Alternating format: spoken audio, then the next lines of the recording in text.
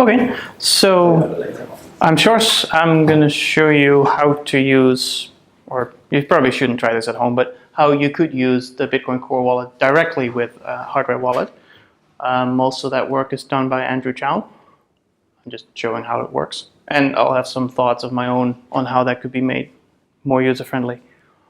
So the Bitcoin Core wallet, most people will probably recognize it either as a graphical user interface, but a lot of people use the command line. So this is what the GUI looks like. It's pretty bare bones, but it works. It receives Bitcoins, it sends Bitcoins, it validates all the transactions, yada yada. And then other people prefer it like this, where you say, give me a list of transactions, and it'll do, and some people love that. I prefer GUIs, actually.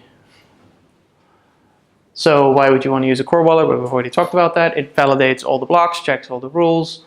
It's very well reviewed code, mostly. But there's a downside. It sits on your computer, and if you're like me, you just use all these developer tools and all these fun programs, then maybe some virus sneaks in and takes your private keys, because it could just look for a wallet.dat file and take it. So that's, I think, a pretty big downside. Hardware wallets, on the other hand, this is a nice little blurry graphic, is not on your computer. So even if there's problems with the hardware, at least it's not on your computer.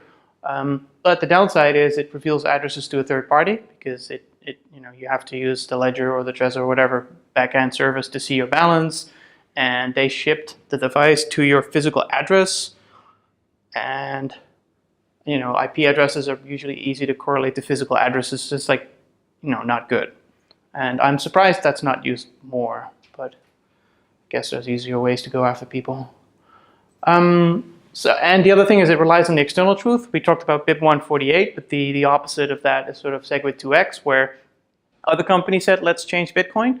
And those other companies can just tell you this is your balance, and your transaction is perfectly valid on this other chain. So you don't want to rely on external truth. And it involves quite a lot of code, especially if they also ship a wallet that tends to be like a ton of JavaScript and Python bindings and lots of stuff, and which probably doesn't get as much review. I'm sure they do great work and they have auditors and all that stuff, and it's all open source, so still, it's a lot of code. So let's combine this. Keys are not on your computer, that's good. You get much better privacy because all the checking of your balance is done on your computer. You just download the whole blockchain, so nobody knows what you're interested in. And then if you relay your transactions through Tor, as was talked about earlier, that could help, as well as the new Dandelion idea coming up. External truth, it's good. And the amount of code that you still have to review would be much, much smaller. It might just be a driver for that specific wallet, and just the software that runs on the actual device. So that's a bright future. There's some problems, like how do you actually encode transaction data? Now that's been solved recently with something called partially signed it's partially signed Bitcoin transactions. I'll show that in a bit. But that used to be a problem, like how do you communicate a transaction? There's no standard for it, there is now. The other is how do you actually communicate, what protocol do you use? So Electron Personal Server is one way to communicate between the device and the chain, and you do lots of things semi-manually, which I'll show you, and then I have some ideas on how to turn that into a better standard. Also, how do you minimize the amount of stuff you need to install? And when it comes to Bitcoin Core specifically, making super radical changes, like adding device-specific support, like with USB drivers and the whole kitchen sink, I don't think that'll ever get merged. So you wanna whatever you do has to be extremely minimal, like maybe add one RPC call or one little thing. So what does a Bitcoin Core wallet look like roughly? You have a master private key, like your seed essentially, which you should back up. And then there's this thing called the key pool, which is a pool of keys. So you take the master key and you derive all these keys from it, and then whenever you want to receive something, it turns that key into an address, and then you send money to that address. Now, when you want to combine this, sort of the workflow you want, or that's been built now, is you start with an empty wallet that does not allow any private keys in it. That's a new flag.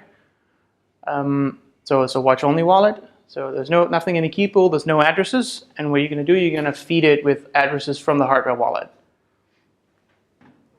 And then, so once you've fed it, now the wallet contains a bunch of public keys from the hardware wallet, and you can generate receive addresses as before.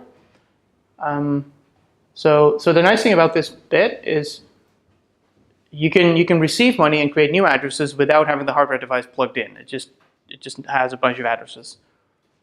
But when you want to spend something, now you'll need to connect it, and you somehow need to sign the transaction. So sign the transaction with the hardware device, and that's kind of the thing I'll show. So HWI Hardware Wallet Integrations is a repository by Andrew Chow. He's been working on this for a while, I think. It's finally getting some attention. And what he's done is he's taken all these device drivers from Ledger and Trezor and a bunch of other ones that are all in Python, and kind of build a generic wrapper around it so they all take the same command. So you can tell it, like, give me an address, or give me an XPub, sign this thing, without having to think too much about the specific device. And there's a nice manual here. I'll make the slides available somehow. Okay, so one of the commands you can do, hwi.py, is enumerate, and it'll say, okay, I found a ledger, and the fingerprint, which is the BIP32 sort of root key, is that. And if you know the fingerprint, then you can talk to the device. So we create a watch-only wallet with the top command. New in Bitcoin 0.17 is that you can create new wallets on the fly. That's quite nice. You can load and unload them. Okay, so what does that wallet look like? Well, you give it a name, and the most important thing is that key pool is empty. There's no keys in it because we haven't done anything with it yet. So now we're going to get some keys from the device. Again, we identify it with the fingerprint. That's just one way to reach it. It says get key pool, and then we give it a BIP84. Is anybody familiar with BIP44 or address derivation? Okay, so basically you start with a key, with a master key, and then you derive a bunch of subkeys from it down a hierarchy. That's why it's called hierarchical deterministic wallet. And so the first derivation is called the purpose. In this case, I'm using 84, which says like the new BEC32 SegWit format. 1 is the coin type. 0 would be Bitcoin. 1 would be Bitcoin testnet. And then, Ethereum is God knows what number, etc. And then the next number is the account. And then the last is whether it's a receive or a change address. This is a receive address instead of a change address. Then you give it a range. So you say, give me the change addresses from number 0 to number, say, 100. You only want to do this whole setup process once, so I would just take like 1,000 keys or whatever it can handle.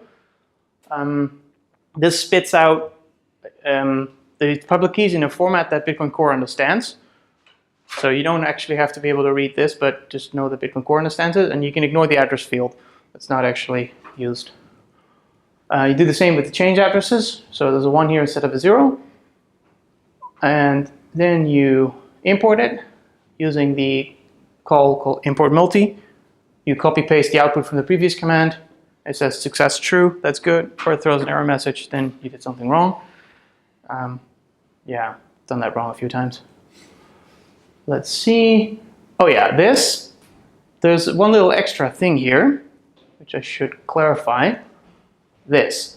So here it explains that this public key that you're about to import belongs to a device with this fingerprint, or a tree with this fingerprint, and at this location. And the reason you need that is because if your hardware wallet wants to sign something, if you just tell the hardware wallet, hey, here's a transaction, go sign it, the hardware wallet will say, what the hell are you talking about? Like, I don't know which private, like I have 1 million private keys. Do you want me to check all of them? No. So you have to tell it what specific private key to use, and this is how you kind of communicate which specific private key to use. Problem is that Bitcoin Core currently doesn't actually import that type of information, and so one of the changes Andrew Chow made that is probably mergeable does store that. So that's a kind of little tweaks that I talked about that you could potentially get into Bitcoin Core. Nothing too radical, just a little extra field. So you import that, it's happy. Okay, and then you can use it to receive as you would otherwise. You say, give me your receive address. Creates a nice address. You send some money to it. You wait for it to arrive. Notice that now this is on the watch only side. There is a pull request currently out there that if the wallet is only a watch only wallet, then it's kind of nonsense to make this distinction because it's all watch only.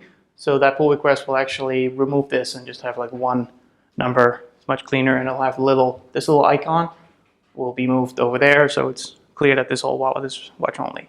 Again, like a very small tweak that you can do just to make it better. Okay, so we want to spend some of this money.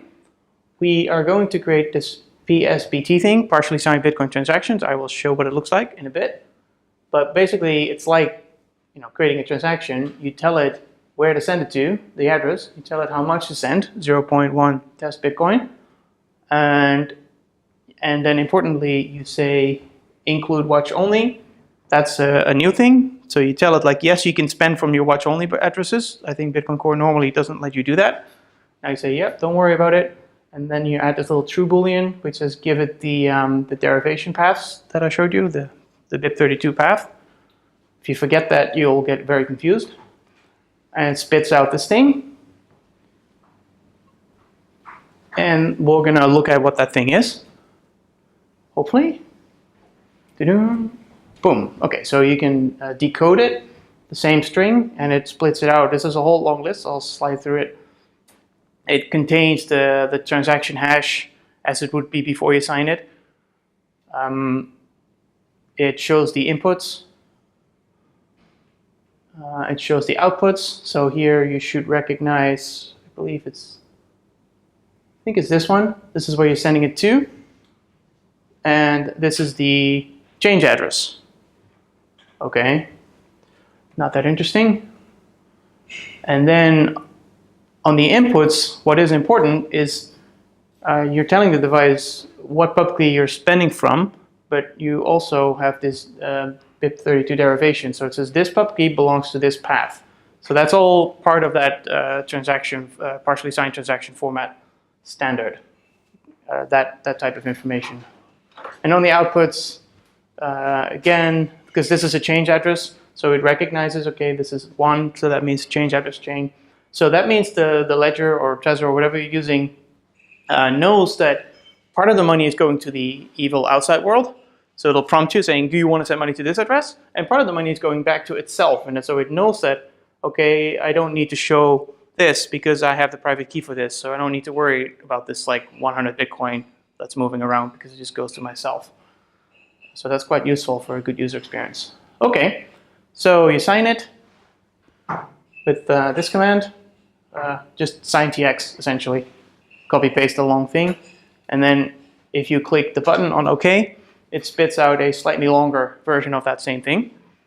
Can I just ask why you're not using process PSDT?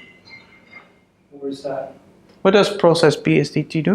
Basically, it just takes what you had before, the output of create funded. And, yeah.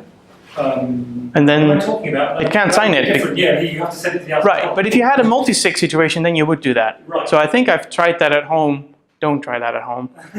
Basically, a multi-sig between a Bitcoin Core wallet and a hardware wallet. And then you tell the Bitcoin Core wallet, process this thing. It signs its side. You tell the hardware wallet, process this thing. And then you can even do that in parallel. And there's a command combine PSBT, which will take one thing signed by one device and one thing signed by another device and tries to combine it. And then if it has enough keys, if it has enough signatures, it says done. And then you can broadcast it. It's very, very cool. Very scary to do this stuff manually. I have actually all of this. I've tried it with real money. So. Sorry, you just said that it didn't work though, and then you described how it did work. I got confused. You said with multi-sig it didn't work, right? It did work. Yeah. Oh, sorry, I misunderstood you. Okay, No. You can do it. Cool. Okay. Yeah. No, I've done it with multi-sig, not lost it yet, and I've done it with just basically the hardware wallet as the only thing of keys and not lost anything yet.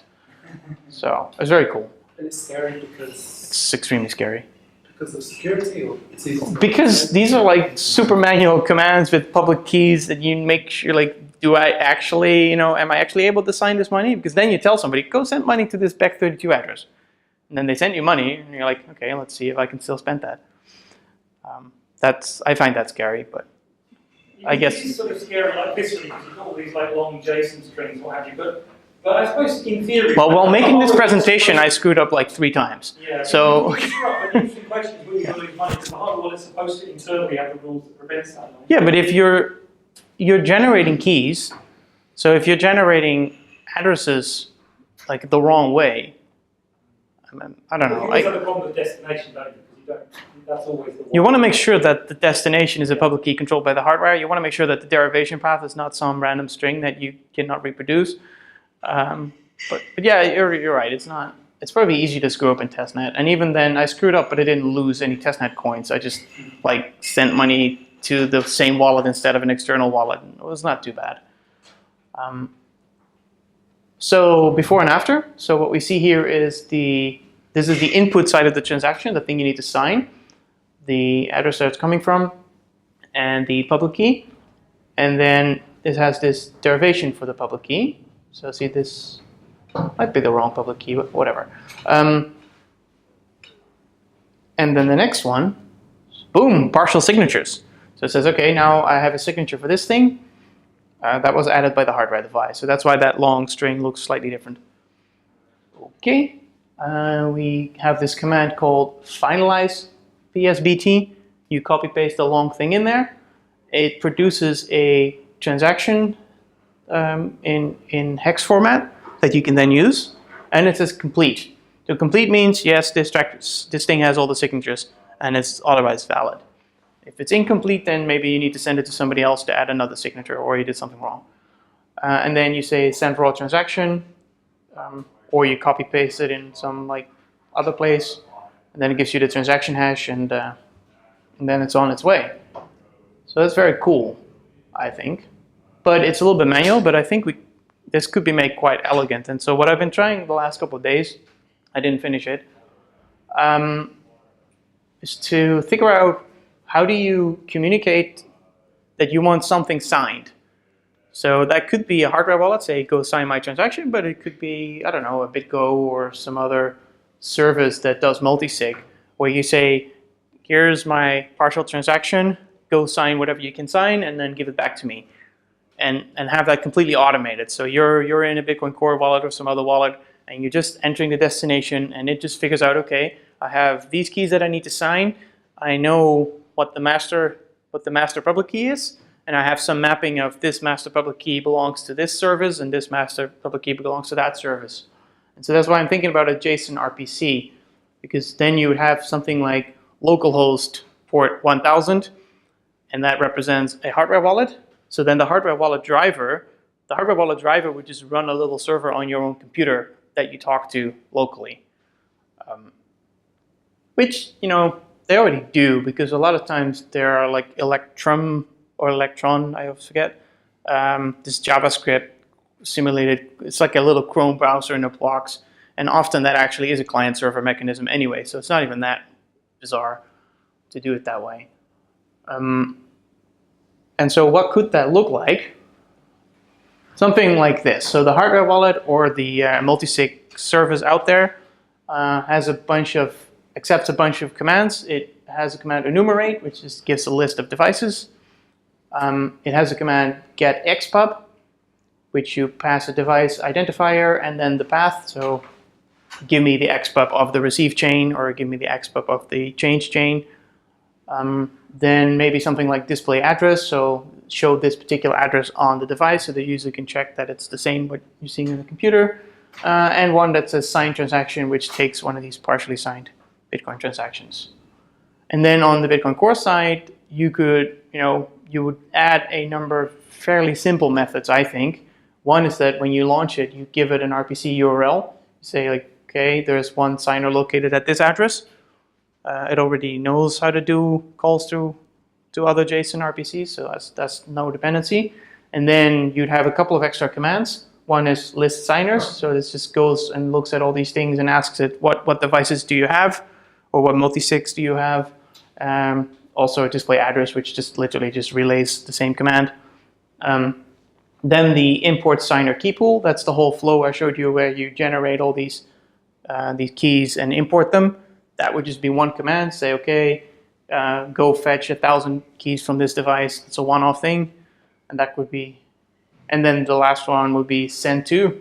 Essentially, just give it an address and an amount, and tell it a hint which device to use as a signer. I would like it to just work, but I don't think that's going to happen. I would like it to just go through the transaction and figure out, oh, okay, I need this signer, and I'll just go and call that service. And I don't think it'll be that automated.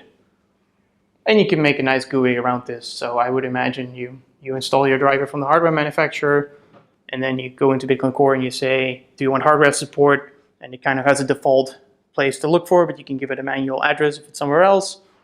And then it says, okay, please connect the device. Then it, behind the scenes, just calls this import, sucks in all the addresses.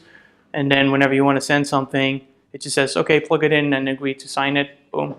That's how simple it could get. And that means from the Bitcoin Core side, you have very few changes to merge, just a few new calls. And you leave it to the hardware manufacturers to implement this particular standard. And this wouldn't be Bitcoin Core specific either, because any wallet could call an RPC like that. So it's kind of nice. That's kind of my thought. Maybe somebody's already done it. I haven't Googled enough. I believe that was my last one. I'll try to put the slides here and somewhere else. I have a blog. I have a PGP key. I didn't check whether somebody edited this thing. That's it. Any questions?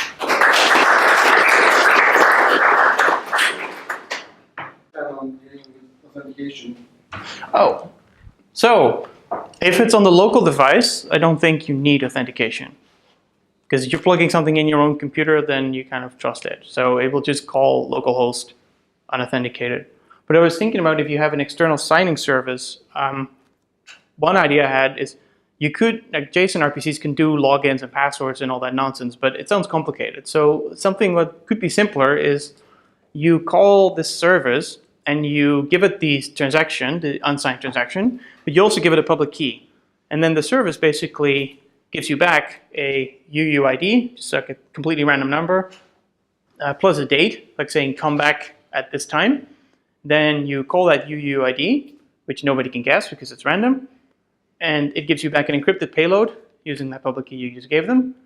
So even if somebody could guess it, they couldn't decrypt the signed transaction, and then you basically get your signed transaction. And that would be nice, because the way this works so far is with just blocking RPC calls, where you just say, sign this thing, and then it just blocks until you press the button. And that's fine if you're signing locally, but if you have some service that says, okay, thank you, we're going to send you an email and a text message, and we're going to give you a 2-day cool day period and all that sort of stuff. You don't want to have a blocking call, like waiting for that. So then just come back later. And the nice thing about this PSBT thing is it's in parallel. So you could literally just have it call the hardware wallet and have it call some other service, and they don't have to come back at the same time. And then that would require more changes on a wallet side, because now you need to track what am I waiting for. So you'd have to have a list somewhere of like pending transactions and where you're expecting a result. But that's not like that big either. It's like this transaction plus a URL plus a GUID and a date, and then you wipe it if it takes too long. But if I know probably if you're using one key is Bitcoin, one key is your ledger, and I somehow happen to know which keys are the underlying multisig, you could just ask Bitcoin to sign up on. How would they know it's you and not me? So that's where the authentication comes in, right? So they receive a transaction from some random source. They recognize your public keys because there's enough information in there that they can map that back to you. Then they send you the email saying, hey, somebody's trying to spend your money. Is that you? And maybe you want to add some extra hurdles there so you can't just like spam them and randomly try to intercept somebody's email or some trick like that. I haven't thought this through in that much detail. I would just like this to work without any login, concept, but I'm not married to that.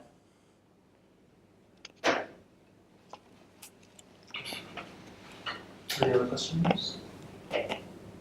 What's your thoughts about the security model of hardware wallets? Do you feel it's the right model for long-term cold storage?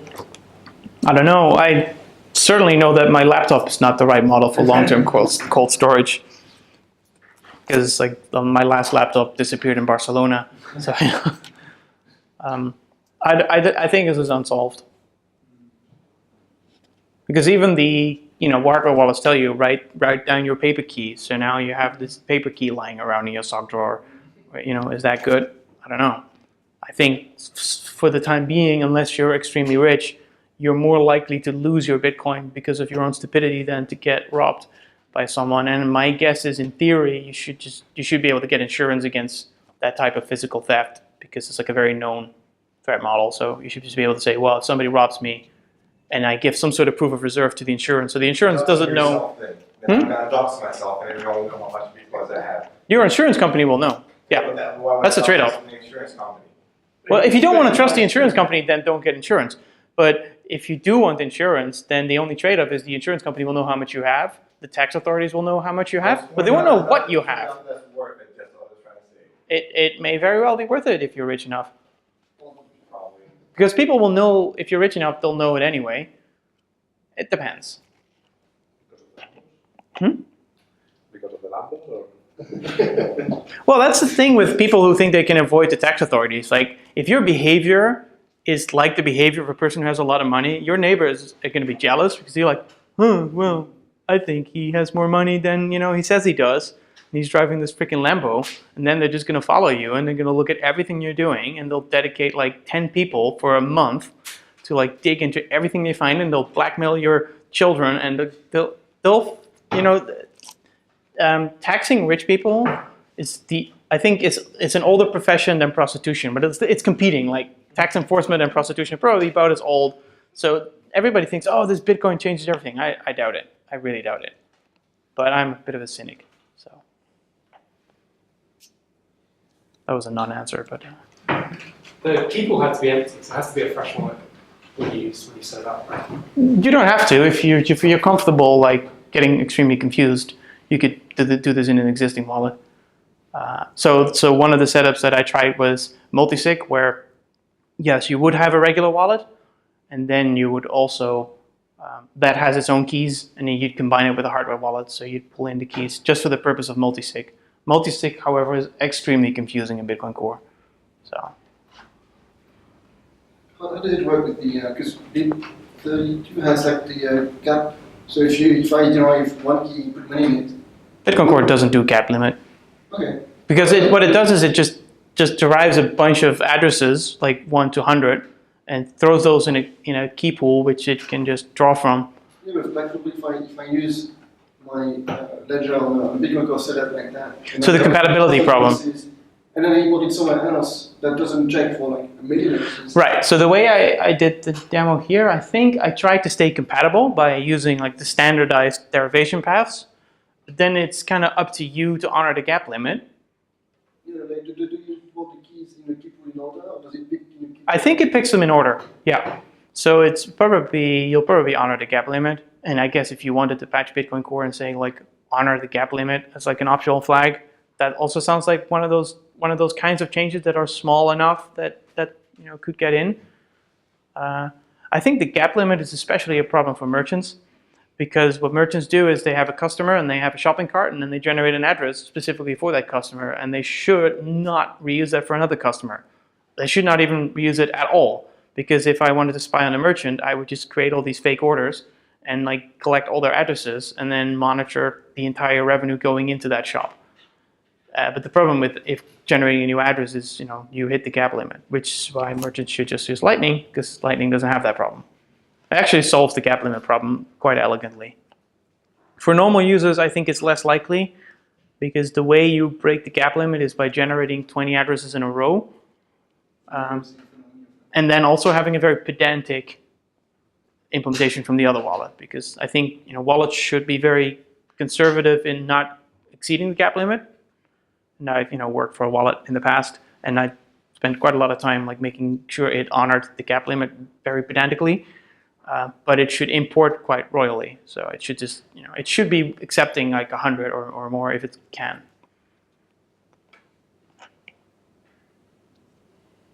How is multi-sig be improved using Bitcoin Core? Well, PSBT is a huge improvement.